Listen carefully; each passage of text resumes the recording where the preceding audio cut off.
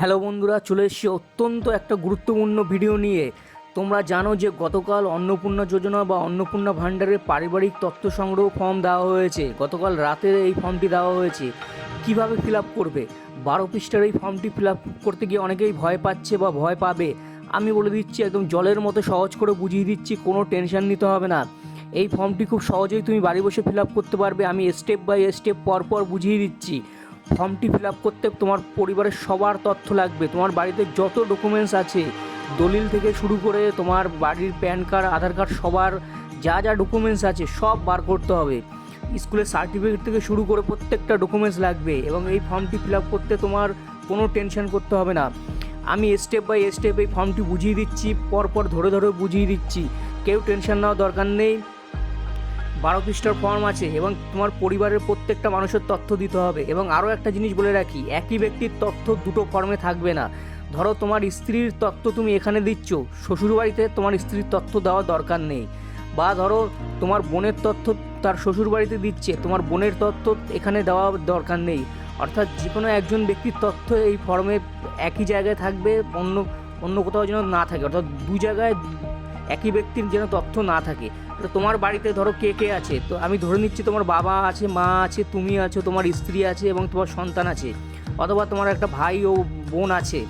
তাহলে এদের প্রত্যেকের তথ্য সবার ডকুমেন্টস নিয়ে বসতে হবে, এবং কীভাবে ফিল আপ করবে আমি দেখে দিচ্ছি, এবং সবার তথ্য দিতে হবে। চলে আসছি প্রথম ক। বাংলায় ফর্মটি আছে, তোমরা প্রত্যেকে পরপর দেখে নাও কীভাবে ফিল আপ করবে। টেনশন নেওয়ার কোনো কারণ নেই। প্রথম তথ্য আছে কি, পারিবারিক বিষয়। ক, পারিবারিক বিষয়। এবার কি 1 নম্বরে কি বলা আছে, পরিবার প্রধানের নাম। HOA, head of the family. Head of the family কি, ধরো তোমার বাবা হেড অফ দ্য ফ্যামিলি, যিনি বেঁচে আছেন। যিনি মারা গেছেন তার কোনো তথ্য দিতে হবে না। ধরো তোমার বাবা বেঁচে আছে, তার বাবা হলো হেড অফ দ্য ফ্যামিলি। বাবা নেই, তাহলে তোমার মা হেড অফ দ্য ফ্যামিলি, মানে ফ্যামিলির হেড। তোমার বাবা মা কেউ নেই, তাহলে তুমি নিজেকে হেড অফ দ্য ফ্যামিলি হিসেবে দেখবে।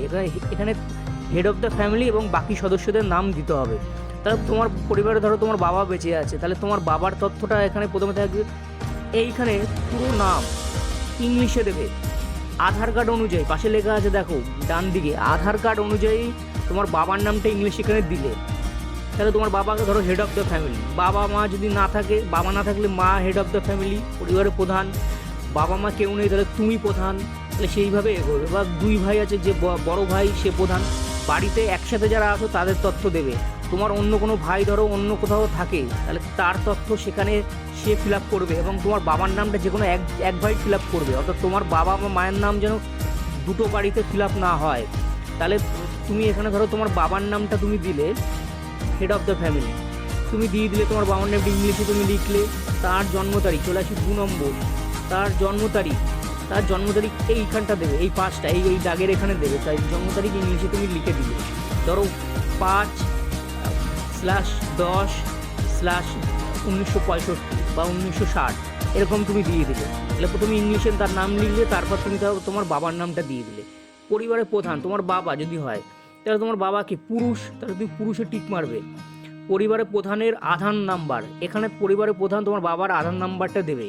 ডিজিটাল রেশন কার্ডের, তারপর 5 নম্বর কি বলছে, ডিজিটাল রেশন কার্ডের পারিবারিক আইডি।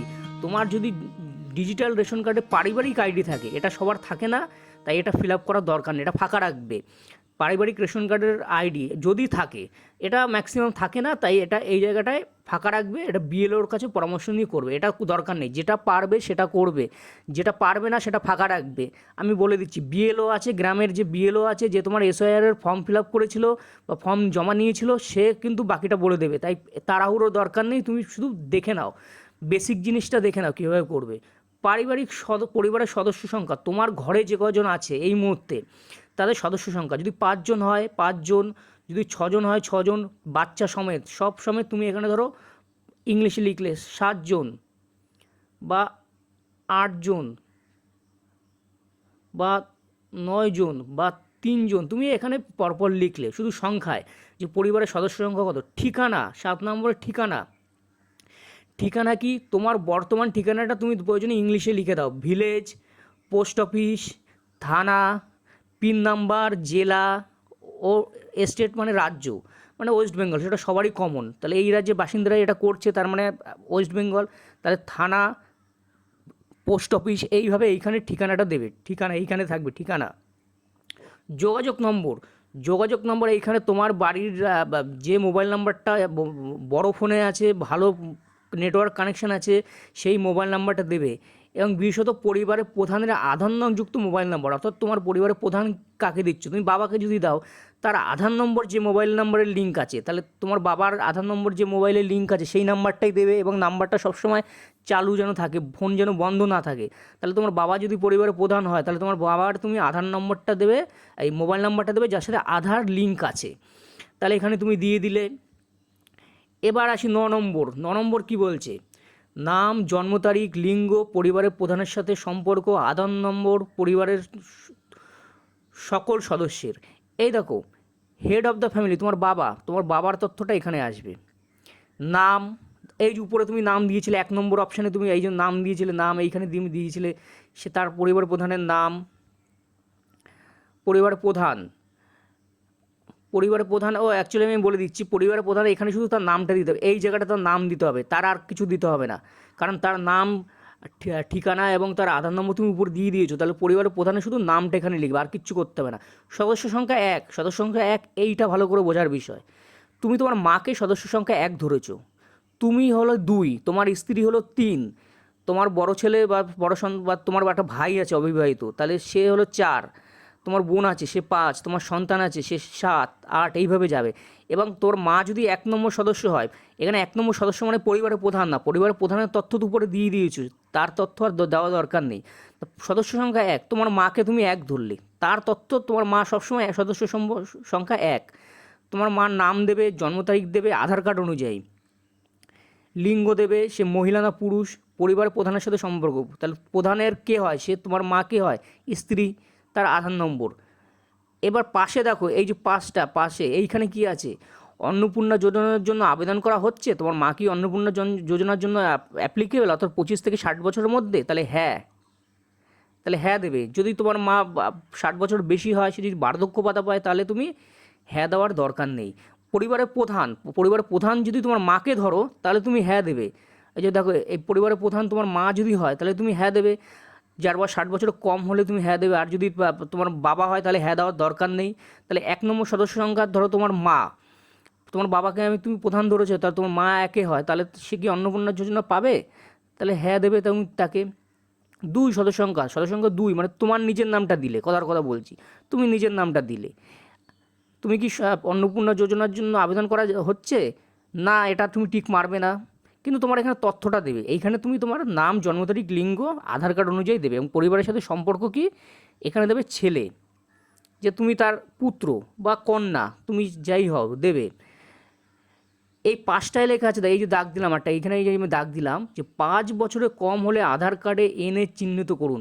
ধরো তোমার ছোট্ট 2টো ছেলে মেয়ে আছে, যার বয়স 5 বছরের কম, তার আধার নম্বর দেওয়ার দরকার নেই। তার মানে তার আধার নম্বর দেওয়ার দরকার নেই, তাকে এনে লিখে দাও। 5 বছরের কম হলে আধারের এনে চিহ্নিত করুন, মানে ওই যে আধার নম্বরটা যেখানে দিচ্ছ, এই যে ধরো আধার নাম্বারটা দিচ্ছ, এই আধার নম্বরের জায়গায় এনে করে দেবে।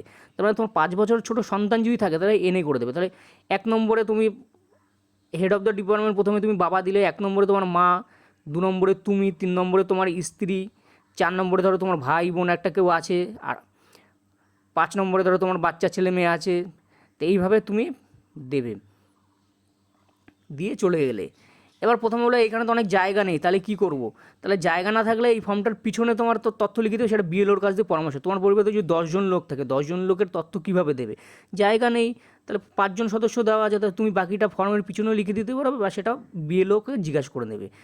এবার চলে আসি 10 নম্বর। 10 নম্বর কী বলছে?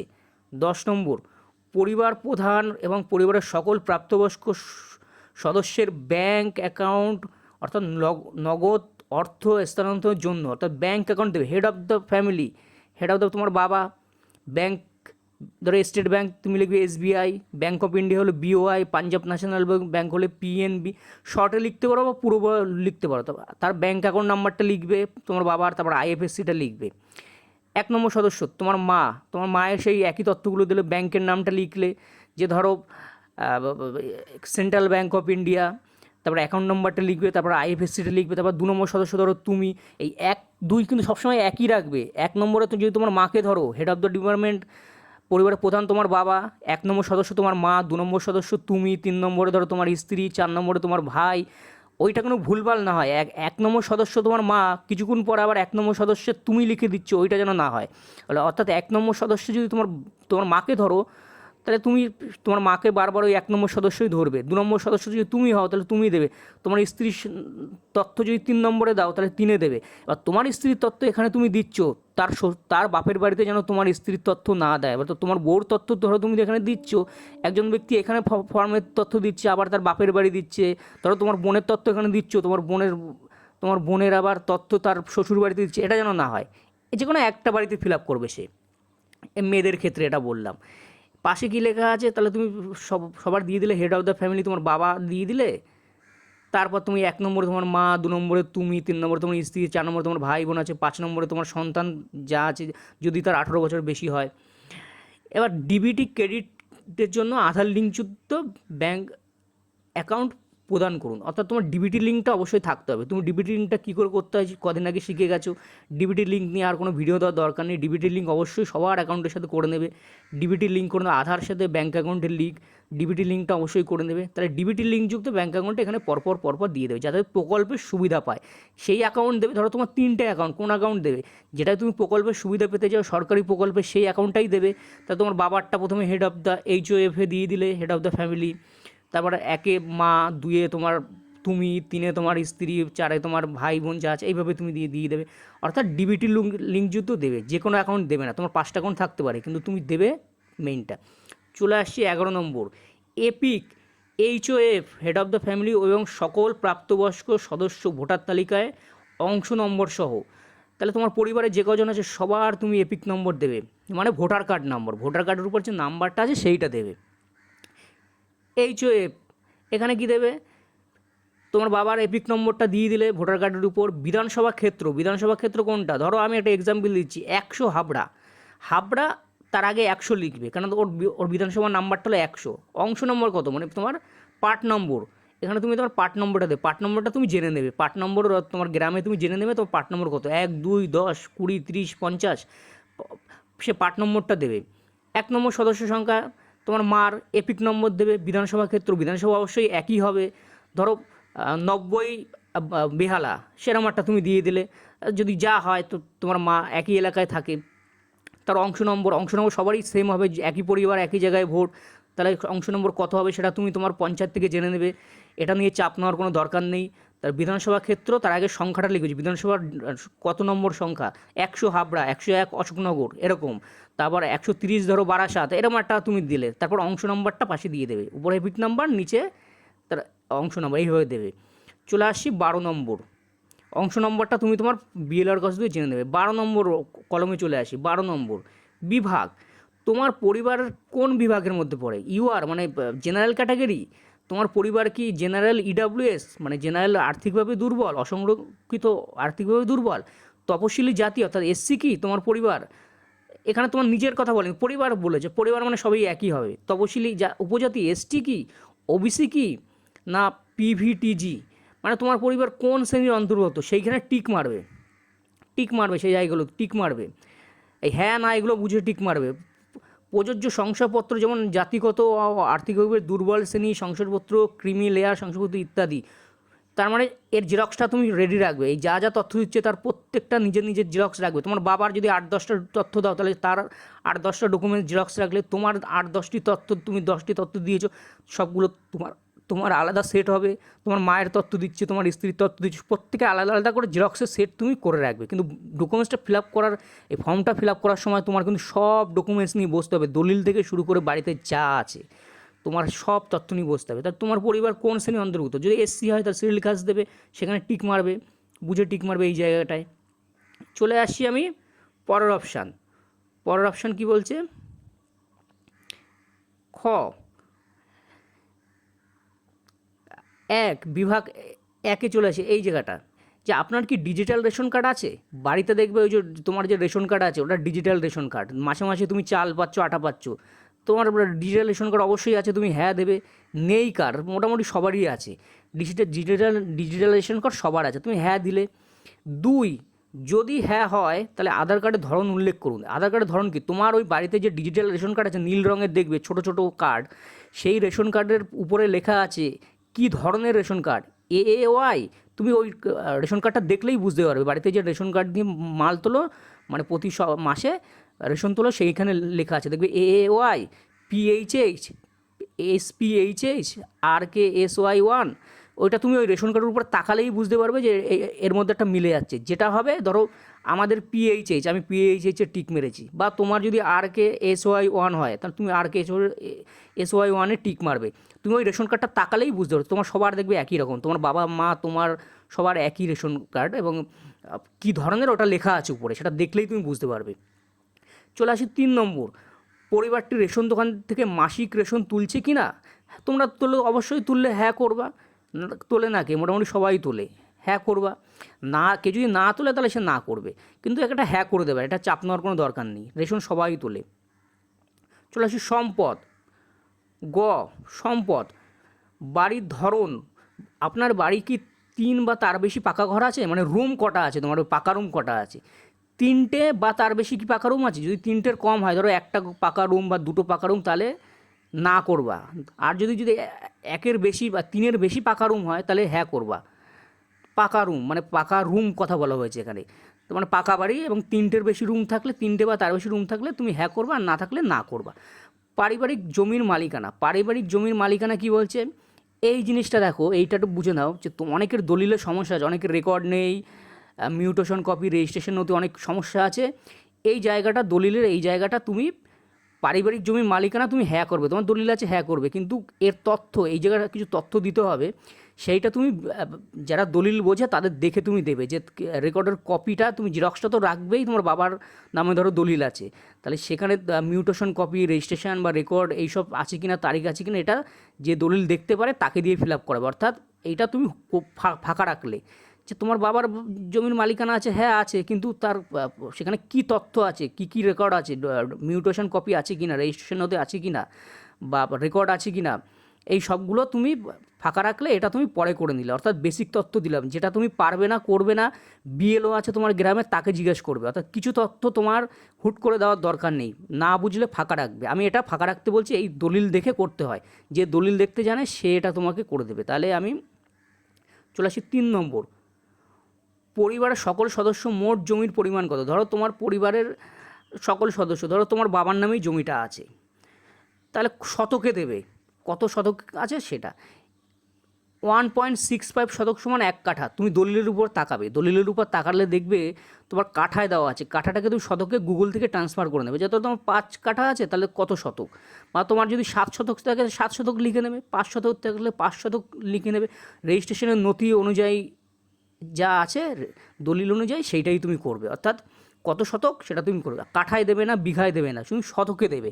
অর্থাৎ তুমি কাঠায় যদি থাকে বা বিঘায় থাকে সেটাকে তুমি শতকে লিখে নেবে। ধরো 1 কাঠা সমান 1.65 শতক, সেটা তুমি গুগলে ট্রান্সফার করে নিলে, যে তুমি ক্যালকুলেটরে হিসাব করে নিলে।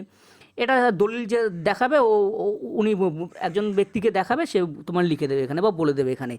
ঠিক আছে, না বুঝলে, দলিলের ব্যাপারটা না বুঝলে একটু ফাঁকা রাখো, ওটা করে দেবে, শতকের পরিমাণটা লিখে দিলে এখানে।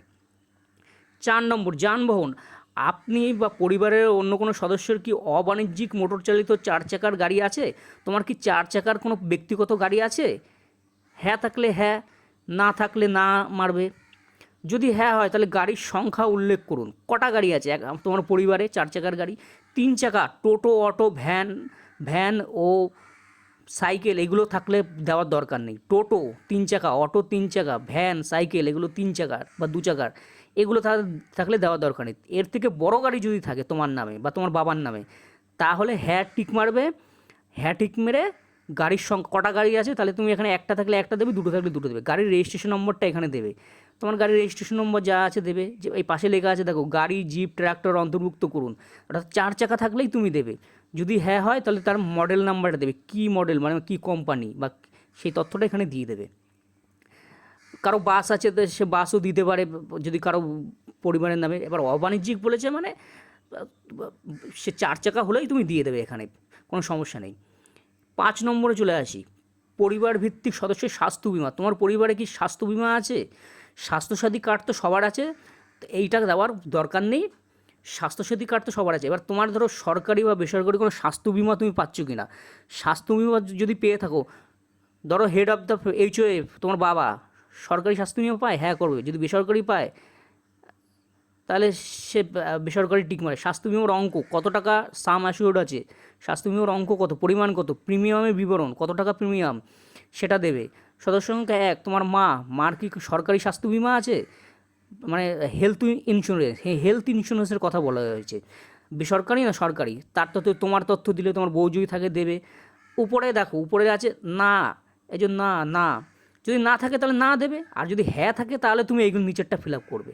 এবার স্বাস্থ্যসাথী কার্ড তো সবার আছে, তাই ওইটা এখানে দেওয়ার দরকার নেই, ওটা বিএলওকে জিজ্ঞেস করে নেবে। এবার যদি তোমার আলাদা থাকে স্বাস্থ্য বিমা বা হেলথ ইন্স্যুরেন্স, তবেই তুমি হ্যাঁ দিয়ে তার পরপরগুলো ফিল আপ, আর যদি না থাকে দেবে না। এবার তোমার যদি থাকে তা তোমারটা অংশটুকু ফিল আপ করবে। তোমার মার থাকলে মা 1 নম্বর সদস্য তারটা দেবে, HOA মানে তোমার বাবা থাকলে বাবারটা দেবে, 2 নম্বর সদস্য তুমি যদি হও তোমারটা দেবে, যার আছে তারটা দেবে। ব্যাস, এইভাবে তুমি এগিয়ে গেলে। চলে আসি পরের পেজে। পরের পেজ কি বলছে, ঘ, আয় বা পেশা। পরিবারের সদস্য কি কোনো সদস্য কি আয়কর বা পেশাগত কর প্রদান করে? তোমার পরিবার কেউ কি ইনকাম ট্যাক্স দেয়? যদি তোমার বাবা সরকারি চাকরি করে, মা সরকারি চাকরি করে, বা তুমি যদি চাকরি করো, যদি ইনকাম ট্যাক্স দাও তাহলে হ্যাঁ করবে। মাসে মাসে তুমি যদি বছরে যদি ইনকাম ট্যাক্স দাও হ্যাঁ করবে, আর যদি না দাও তো না করবে। 2 নম্বর, পারিবারিক সদস্যদের প্যান কার্ড যদি থাকে তাহলে প্যান কার্ড তো তোমাদের বাড়ি সবার আছে। HOA তোমার বাবার নামটা দিলে, প্যান নম্বর দিলে, তোমার মার নাম দিলে প্যান নম্বর দিলে, তোমার নাম দিলে প্যান নম্বর দিলে, তোমার স্ত্রীর নাম দিলে প্যান নম্বর, তোমার ভাই বা দাদা বা যাই আছে তুমি করে প্যান নম্বর দিলে। এবার এইটা ফর্মটা ফিল আপ করছে ধরো তোমার হেড অফ দ্য ডিপার্টমেন্ট, তার থ্রু দিয়ে এটা ফিল আপ হচ্ছে। এটা সে তুমি করো বা যাই করো, তুমি সেইভাবে দিলে, তাতে প্যান নাম্বারটা দিয়ে দিলে, কোনো সমস্যা নেই, প্যান নম্বর এখানে দিতেই হবে। চলে আসি 3 নম্বর, কর্মসংস্থানের ধরন, যে তোমার পরিবারের লোকরা কী কী কাজ করে। প্রথমে আসে HOA, পরিবারের প্রধান, ধরো তোমার বাবা, সে কি সরকারি ক্ষেত্রে কাজ করে, সরকারি চাকরিজীবী? সে কি বেসরকারি ক্ষেত্রে বেতনভুক্ত কর্মচারী, অর্থাৎ সে কি কোনো কোম্পানি বা বেসরকারি জায়গায় মাসে মাসে বেতন পায়, সেটা দেবে। সে কি আংশিক সময়ে কর্মরত, হয়তো বছরে সে কি পার্ট টাইম, মানে হয়তো 10-20 দিন বা 1 মাস 2 মাস কাজ করে, সেখানে টিক মারবে, ওটা দেওয়ার দরকার নেই। অসংগঠিত ক্ষেত্রে স্বনির্ভরযুক্ত, সে কি কোনো শ্রমিক, কারিগর, শিল্পী, কৃষক? তোমার পরিবার প্রধান যে হবে সেটা টিক, তোমার বাবা ধরো কৃষক, তাহলে এইটাই টিক মেরে দিলে। পরিযায়ী শ্রমিক, সে কি অন্য রাজ্যে কাজ করে, দিয়ে দেবে। আর বেকার হলে বেকার দিয়ে দেবে। ধরো তোমার পরিবার সামান্য কোনো কাজবাজ কিছুই করে না, তুমি স্রেফ বেকার মেরে দাও। সরকারি চাকরিজীবী হলে সরকারি মারবে, বেসরকারি কোম্পানিতে হলে মাসে মাসে বেতন যদি পায় তাহলে বেসরকারি মারবে। যদি সে পার্ট টাইম বা টুকটাক কাজ করে, বা সে যদি শ্রমিক হয় তাহলে এই অসংগত ক্ষেত্রে কারিগর, শিল্পী, কৃষক এটাই মারবে। আর বেকার হলে বেকারে মারবে। আর যদি অন্য রাজ্যে কাজ করে তাহলে পরিবারের শ্রমিককে মারবে। এবং যদি সরকারি চাকরিজীবী হয় তাহলে তার কিন্তু উপযুক্ত ডকুমেন্টস এই জায়গাটা জেরক্স, কিন্তু পে স্লিপ মানে বেতনের স্লিপ কিন্তু দিতে হবে। সে যদি কোম্পানিতেও চাকরিজীবী হয় বা সরকারি ক্ষেত্র হয়, তার বেতনের স্লিপ, পে স্লিপ কিন্তু দিতে হবে সাথে। আর শ্রমিক হলে এসব বলে ছোটোখাটো দোকানদার, শ্রমিক হলে কিচ্ছু দিতে হবে না। তারপর এইখানে আমি দেখছি এই সংগঠিত এই 3 নম্বর বাক্সটা, সংগঠিত ক্ষেত্রে স্বনির্ভর, সে কি উদ্যোক্তা, ব্যবসায়ী, মালিক? যদি তার বড় ব্যবসা থাকে তোমার বাবার, সেটা দিলে ব্যাস। তাহলে ওই 1 নম্বর ও 2 নম্বর সরকারি ক্ষেত্র ও বেসরকারি ক্ষেত্রে এই জায়গায় যদি বেতনের স্লিপ থাকে সেটা পারলে দিয়ে দিতে পারো যে হ্যাঁ সে করে। এবার চলে আসে 1 নম্বর সদস্য, তোমার মা কী করে। ধরো তোমার মা বাড়িতে থাকে, সে কিচ্ছু করে না, চাকরি বাকরি যদি করে তো তুমি দিলে, সেইভাবে ফিল আপ করলে। আর যদি কিছু না করে তুমি কি করবে, বেকার বা অন্যান্য মানে হাউস ওয়াইফ মানে গৃহবধূ, অন্যান্যও করতে পারো আর বেকারও করতে পারো। তোমার মা ধরো বাড়িতে আছে। 2 নম্বর, ধরো তুমি ধরো বর্তমানে কোনো টুকটাক কাজ করো, তুমি বেকারও মারতে পারো, আবার তুমি অসংগঠিত ক্ষেত্রে স্বনির্ভর শ্রমিকও মারতে পারো, অর্থাৎ তুমি টুকটাক কাজ করো ব্যাস। আর সরকারি চাকরিজীবী হলে তাহলে তোমাকে ওই 1 নম্বর ও 2 নম্বর বাক্স দুটো টিক মেরে ফিল আপ করতে হবে। যে কোম্পানিতে হয় তাহলে করতে হবে, আর সরকারি ক্ষেত্রে হলে, আর বাকিগুলো হলে সেটা বুঝে তুমি করে নেবে, পড়ে করে নেবে যে। আর তোমার যদি কোনো ব্যবসা থাকে তাহলে তো সংগঠিত ক্ষেত্রে শনিবার ওই উপরেরটা টিক মেরে দেবে। তুমি কি করো, মানে এটা যেই তোমার ভাই যদি থাকে তারাও দিয়ে দেবে। তোমার স্ত্রী ধরো 4 নম্বর, এই সংখ্যাটা কিন্তু সবসময় একই রাখতে হবে, অর্থাৎ তোমার স্ত্রীরটা স্ত্রীর জায়গায়, তোমারটা তোমার জায়গায়, মানে এইটা রাখতে হবে। তো মানে 3 নম্বর সদস্য তো তোমার 3 নম্বর সদস্য ধরো তোমার স্ত্রী, তাহলে সে যেন 4 নম্বরে না চলে যায়। অর্থাৎ এই সিরিয়াল নাম্বারটা সবসময় মেনটেন রাখতে হবে। অর্থাৎ ওই হেড অফ দ্য ফ্যামিলি তোমার বাবা, 1 নম্বরে তোমার মা, 2 নম্বরে তুমি, এইটা কিন্তু সবসময় মেনটেন রাখতে হবে। তাহলে এই পেশাটা এইখানে তুমি বা যা আছে তুমি দিয়ে দিলে, টুকটাক কাজ করো, মানে তুমি বেকারও দিয়ে দিতে পারো, সমস্যা কিছু নেই। চলে আসি আমি পরের অপশানে। পরের অপশান কী বলছে, পরিবারের শিক্ষিত প্রাপ্তবয়স্ক সদস্যদের সংখ্যা ও পরিবারের অশিক্ষিত প্রাপ্তবয়স্ক সদস্যদের সংখ্যা। শিক্ষিত প্রাপ্তবয়স্ক মানে 18 বছর উপরে যারা আছে, এখানে বাচ্চা ছেলেমেয়েদের, তোমার ছোটো ছেলেমেয়েদের নাম কিন্তু একবার সংখ্যাটা থাকবে না। ধরো তোমার পরিবারে 4 জন প্রাপ্তবয়স্ক মানে 18 বছরের উপরে, তাহলে 4 জনের মধ্যে 3 জন শিক্ষিত, তাহলে তুমি শিক্ষিত জায়গায় 3 বসালে। অশিক্ষিত ধরো 1 জন, মানে 18 বছর নিচে অশিক্ষিত ধরো 1 জন, তাহলে সেখানে 1 বসালে। এটা আবার শিক্ষিত অশিক্ষিত তুমি কী করে বুঝবে? মাধ্যমিক পাস সার্টিফিকেট যার আছে বা তার বেশি আছে সে শিক্ষিত। ভারতীয় নিয়ম অনুযায়ী মাধ্যমিক পাশ উপরে যারা আছে তারা শিক্ষিত, মাধ্যমিকের নিচে যারা তারা অশিক্ষিত। অর্থাৎ ধরো তোমার পরিবারে মাধ্যমিক পাশে 2 জন আর 2 জন ধরো মাধ্যমিকের নিচে, তাহলে 2 জন শিক্ষিত 2 জন অশিক্ষিত। আর বাচ্চা ছেলেমেয়েদের কথা এখানে আসবে না, কারণ ওদের নামটা বাদই থাকবে এখানে, ওদের সংখ্যাটা এখানে যেন না বসিয়ে ফেলো, কারণ ওখানে প্রাপ্তবয়স্ক সদস্য বলেছে। পরিবারের প্রধান এবার শিক্ষিত না অশিক্ষিত, অর্থাৎ মাধ্যমিক পাশের উপরে না নিচে, তাহলে উপরে হলে শিক্ষিত আর নিচে হলে অশিক্ষিত। সর্বোচ্চ শিক্ষাগত যোগ্যতা সে কি গ্র্যাজুয়েশন পাস, MA পাস, মাধ্যমিক পাস, উচ্চ মাধ্যমিক পাস, এখানে লিখে দেবে। সদস্য সংখ্যা 1, তোমার মা, তার কি সার্টিফিকেট আছে, সে মাধ্যমিক পাস না উচ্চ মাধ্যমিক পাস, শিক্ষিত হলে শিক্ষিত মারবে, মাধ্যমিক পাশের উপরে হলে শিক্ষিত।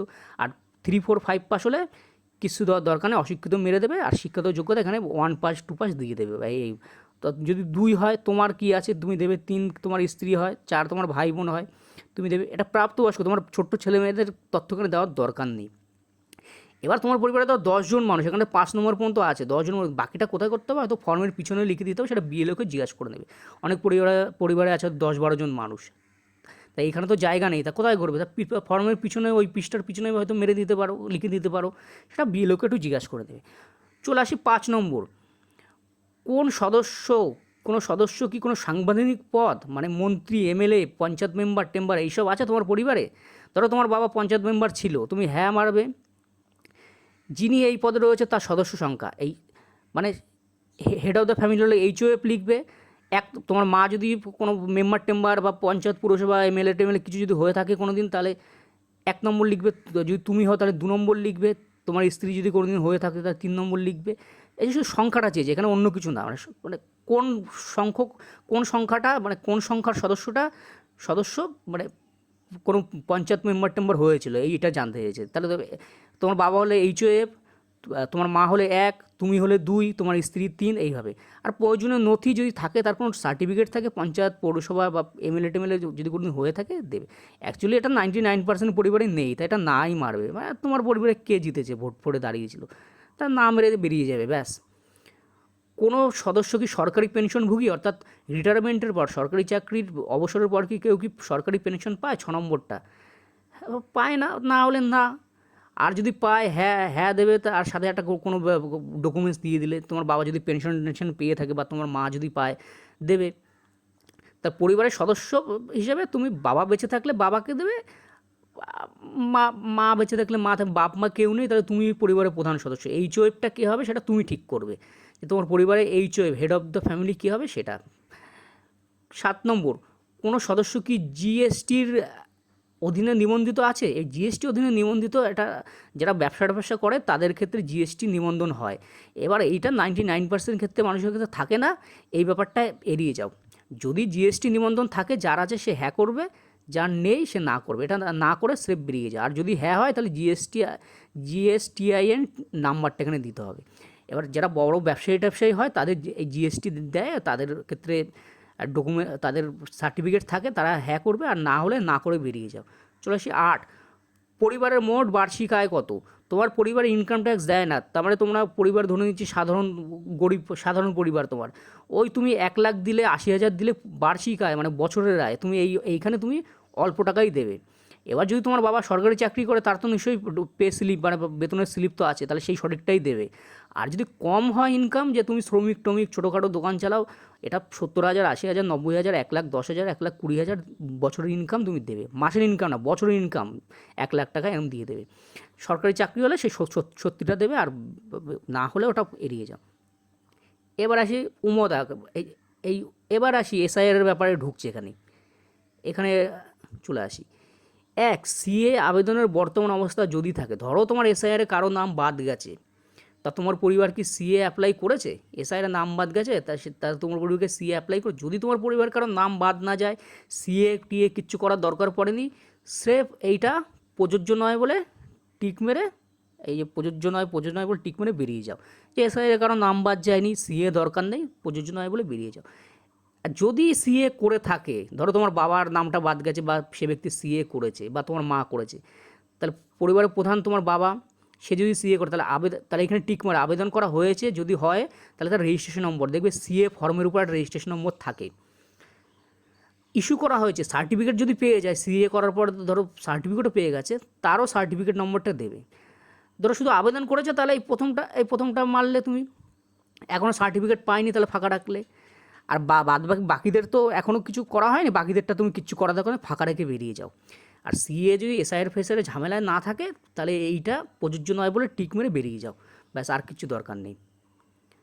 ওই আবেদন করা থাকলে তার রেজিস্ট্রেশন নম্বরটা দেবে, আবেদন নং, আর যদি সার্টিফিকেট পেয়ে যায় তাহলে তার আবেদন নং, এটা দিয়ে তুমি বেরিয়ে যাও। আর দুটো থাকলে দুটোই দেবে, দুটো অবশ্যই থাকবে, সার্টিফিকেট যদি পেয়ে যায় তাহলে দুটোই থাকবে। 2 নম্বর চলে আসি, অন্যান্য কিষাণ ক্রেডিট কার্ড, কেসিসি, কিষাণ ক্রেডিট কার্ড, এআরডি, শিল্পী ক্রেডিট কার্ড, অনেকে দেখবে এটা কিন্তু এই স্টেট ব্যাংকের ক্রেডিট কার্ড না, এটা হলো আলাদা কার্ড। ওই শিক্ষার্থী credit card, student credit card, মৎস্যজীবীদের ক্রেডিট কার্ড দেয়, শিল্পী বাউল শিল্পীদের ক্রেডিট কার্ড দেয়, কৃষকদের যে ক্রেডিট কার্ড দেয়, ওই সব আছে কিনা তোমার পরিবারে সেটা জানতে চেয়েছে। অর্থাৎ ওই স্টেট ব্যাংক বা ব্যাংক অফ ইন্ডিয়ার ক্রেডিট কার্ডের কথা বলেনি।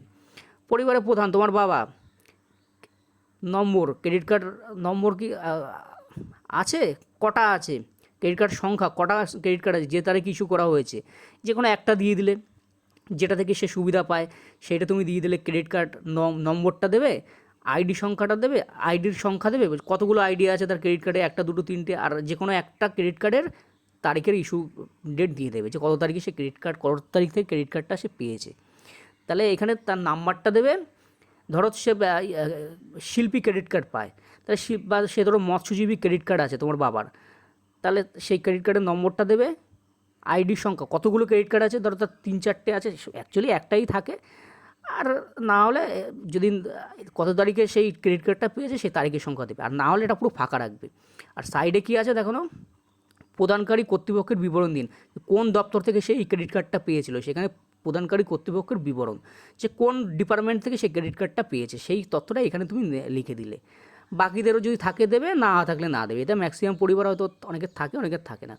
চলে আসি 3 নম্বর, যদি এসআইআর 2026-এ নাম বাদ পড়ে, তবে মামলাটি ট্রাইব্যুনালে বিচারাধীন কিনা। তুমি ট্রাইব্যুনালে কি অ্যাপ্লাই করেছো? যদি এসআইআর নাম বাদ না যায় তাহলে প্রযোজ্য নয়, কিন্তু বাদ গেছে কিন্তু তুমি এখনও অ্যাপ্লাই করোনি, তাহলে না দেবে। প্রযোজ্য নয় মানে কি, তোমার দরকারই নেই ওটা, কিন্তু বাদ গেছে কিন্তু তুমি এখনও ট্রাইব্যুনালে আবেদন করোনি, তাহলে কি তোমার না হবে? যদি হ্যাঁ হয়, হ্যাঁ এখন করে দিয়েছো, তাহলে তার মামলার বিবরণ, এই মামলার বিবরণটা তুমি এখানে লিখবে যে অপেক্ষমান, মানে তোমার এখনও রেজাল্ট আসেনি, যে ভোটার লিস্টে এখনও নামটা ঠিকঠাক হয়নি, তুমি অপেক্ষমান লিখবে বা ওটা ফাঁকা রাখবে, যে তুমি আবেদন করেছো, হ্যাঁ, ব্যাস, আর কিছু দরকার নেই। বাকিটা বিএলও ওটা বলে দেবে, তুমি বিএলওর কাছে লিখে নেবে। তাহলে বাকিদের কি বাদ গেছে? এসআইআর বাদ গেছে, যদি থাকে সে একই হবে, যদি বাদ না যায় তাহলে প্রযোজ্য নয়। আর কিন্তু বাদ গেছে কিন্তু এখনও করে উঠতে পারেনি, তাহলে না দেবে। আর যদি করে থাকো তাহলে হ্যাঁ দেবে, দিয়ে সে মামলাটা কী বলবে, অপেক্ষমান, যে এখনও আমি কোনো রেজাল্ট পাইনি তাই অপেক্ষমান, বা বিএলওকে জিজ্ঞাসা করে নিলে এটা। সামাজিক মর্যাদা শ্রেণী ও ব্যক্তিগণ। 1 নম্বর কী বলছে, বিদ্যালয়ে অধ্যয়নরত পরিবারের সকল শিশুর বিবরণ। শিশু মানে কি 18 বছরের নিচে। ধরো তোমার দুটো ছেলে মেয়ে, শিশু সদস্য সংখ্যা ধরো 1, এখানে শিশুদের কথা বলা হয়েছে, এখানে 1, 2 এরা শিশু। শিশুর নাম, ধরো তোমার ছোট্ট ছেলে আছে, বড় ছেলে আছে, 7 বছর বয়স, শিশুর নাম, কোন শ্রেণীতে পড়ে, বিদ্যালয়ের নাম, বিদ্যালয়ের ধরন, সরকারি সাহায্যপ্রাপ্ত স্পন্সর বিদ্যালয়, অর্থাৎ সরকারি বিদ্যালয় হলে সরকারিটি মারবে, সে কোন স্কুলে পড়ে, বেসরকারি হলে বেসরকারি মারবে। এবং সে বিদ্যালয়ের এই পাশে কী আছে, বিদ্যালয়ের নির্বাচন করলে অনুগ্রহ করে বিস্তারিত উল্লেখ করুন, যেমন open schooling, home schooling. Open schooling সাধারণ সরকারি স্কুল বলে ওপেন স্কুলিং, এটা তুমি এই সাইডে তার জায়গাটা এখানে একটু লিখে দেবে ছোটো করে, যে হ্যাঁ সে বা সরকারি স্কুলে পড়ে, ব্যাস।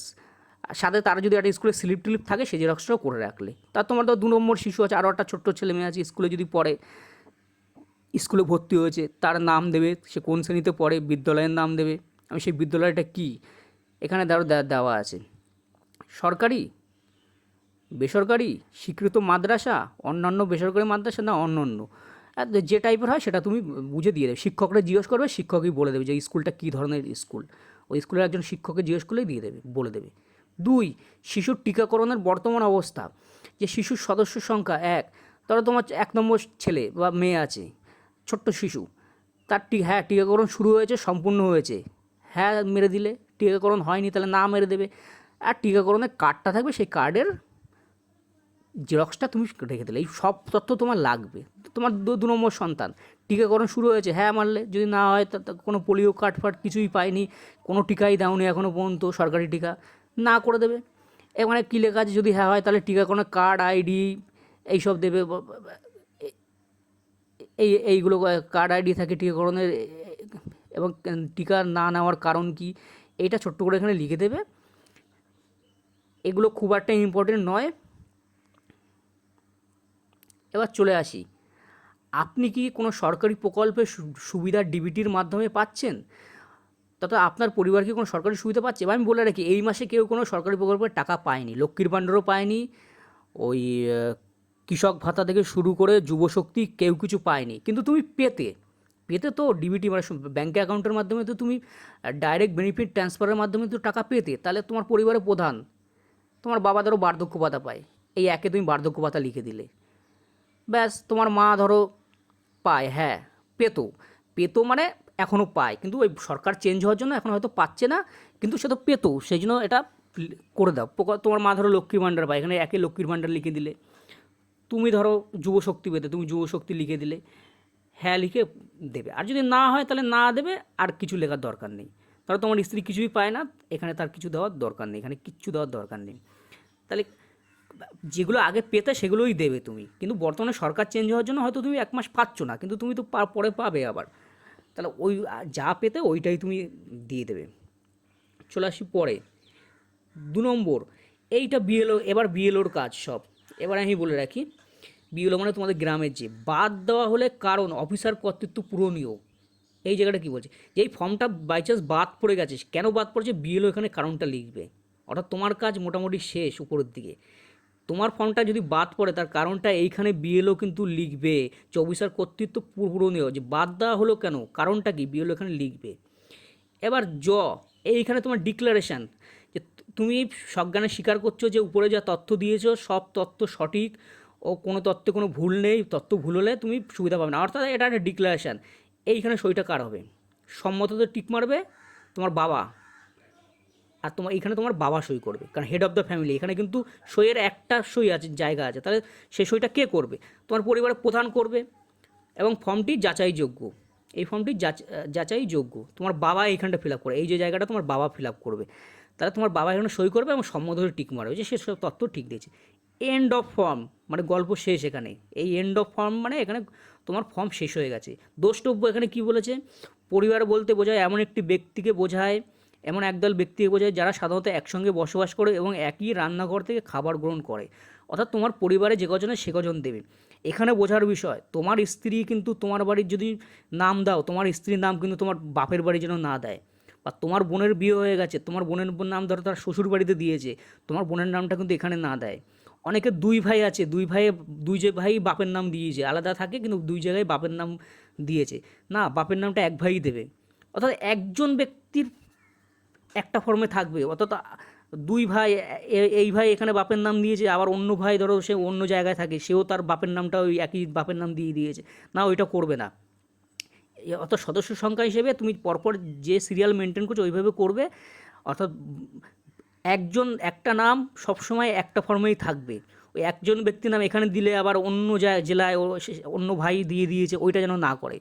অর্থাৎ বড় ভাই যদি বাপের নামটা দেয় তাহলে ছোটো ভাইয়ের ওইটা দেওয়া দরকার নেই। অর্থাৎ একটা নাম সবসময় একই জায়গায় থাকবে, দু জায়গায় যেন না হয়, তাহলে কিন্তু ডেটা এন্ট্রি করতে গিয়ে ধরা পড়ে যাবে, ভিডিও অফিসে কিন্তু ধরা পড়ে যাবে, ফর্মটা বাতিলও হয়ে যেতে পারে। তাই এটা বিএলওকে একবার জিজ্ঞাসা করে নেবে যে একই ব্যক্তির নাম তুমি দু জায়গায় কেন দেবে, বা তোমার স্ত্রীর নাম শ্বশুর বাড়িতেও দিচ্ছে, তোমার স্ত্রীর নাম তোমার বাড়িতেও দিচ্ছে, দু জায়গায় কেন দেবে, এটা বিএলওকে একটু জিজ্ঞাসা করে দেবে। এবার শুধুমাত্র সরকারি ব্যবহারের জন্য এই জায়গাটা কী বলে, সরকারি ব্যবহারের জন্য এইটা তোমার ফিল আপ করবে বিএলও, যে আমি ড্যাশ পুত্র কন্যা গ্রাম এত, পঞ্চায়েত এত, ব্লক এত, জেলা এত, তার দখলকৃত আবেদনপত্রটি যাচাই করছে, এটা বিএলও যাচাই করছে। আমি আবেদনপত্রটি তার প্রদত্ত তথ্য সঠিক পেয়েছি, বিএলও সঠিক পেয়েছে, নিয়ে নেবে তোমার কাছ দিয়ে। অথবা আবেদনকারী দ্বারা প্রদত্ত নিম্নলিখিত তথ্যসমূহ সঠিক নয় বলে প্রতীয়মান হয়েছে, অথবা ওয়েটিংয়ে চলে গেছে, এটা বিএলও করবে। অতএব আমি আবেদন গ্রহণ ও প্রত্যাখ্যান করার জন্য সুপারিশ করছি, এটা বিএলও করবে। অর্থাৎ এই যে পার্টটা এটা বিএলওর করবে, করে তোমার স্ট্যাম্প মেরে হয়তো তোমার দিয়ে দিতে পারে বা ওরাও রেখে দিতে পারে।